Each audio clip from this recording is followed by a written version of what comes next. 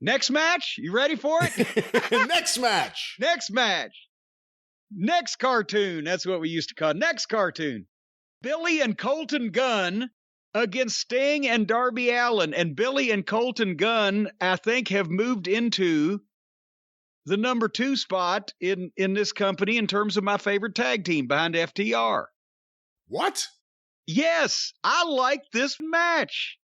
This was, it wasn't, Midnight Express and Rock and Roll Express or Bockwinkel and Stevens against the fucking Bruiser and Crusher or whatever, but it was a good match. Again, the reasoning has to be all ratings. You've got Sting in a tag team match on free TV with a 1-week build. So it was a ratings ploy and not either well planned out or successfully executed as far as a ratings ploy, but that has to be what it is. I think Sting needs to do his hair black because I know he wants to look like a normal human being when he's not involved in wrestling, and he has for years, and that's why he looks like a normal human being that's not involved in wrestling. But the old man Brown in the lights looks thin and gray, especially next to the dark face makeup. When he's coming out the entranceway, it looks like he's either balding, and maybe he needs the keeps, or he's gray, and he needs Wahoo McDaniel spray on black out in the can. He's the epitome of a white man with brown shoe polish on his head. The epitome of a white man with brown hair. Colton Gunn's in great shape, and he moves around well, and you can tell that he's been training with his dad as well as whatever other, the Nightmare Factory or whatever school he's been in. Sting is great in the bursts. And the first time he was in, Billy Gunn was trying to put his Sting stuff over, but Sting was kind of sleepwalking through it, and then the backhands and whatever. And I mean, it's not like he's not motivated at all, or he wouldn't be there, but he's not going to get hurt. And nor should he. But Billy Gunn is just,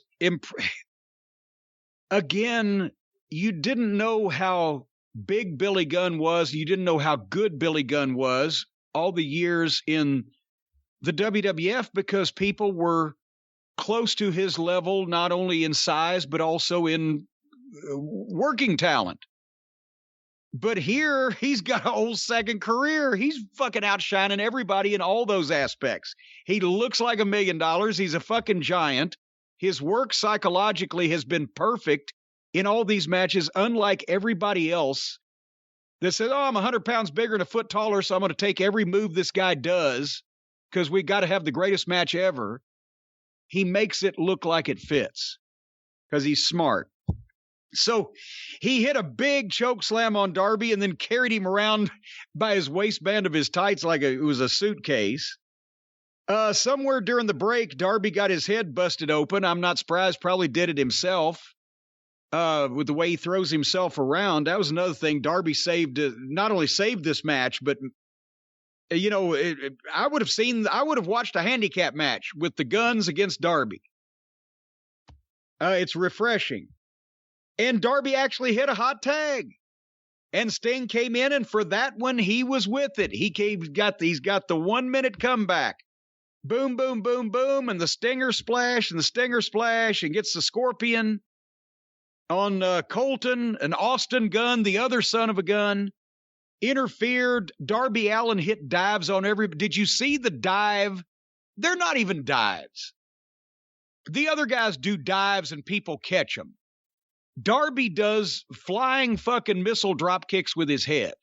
That's a good and way to the put it. one that he hit Billy Gunn with, where he went through the second and top rope, turned. Billy is so big and so massive, he's like hitting a wall, but all Billy had to do was just turn his head, not to get hit in the face, and let Darby Allin bounce off of him and then take a bump, and to hitting Billy Gunn turned Darby Allin a complete flip in the air before he landed.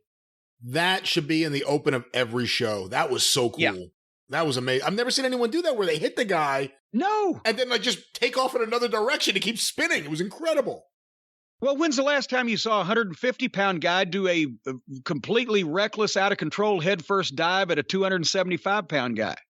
Well, I've seen lots of little guys do reckless dives, so I don't want to quantify it with that. But not on anybody that big. No, that's true. And no one does it like Darby. You said it before. Darby, his dives look like they could legitimately hurt someone, and they're the best in AEW. But anyway, so that, he hit the dives on everybody, and then Sting hit the Scorpion Death Drop on Colton. 1, 2, 3. It was a good match. The Guns are a good team. Darby continues to get over.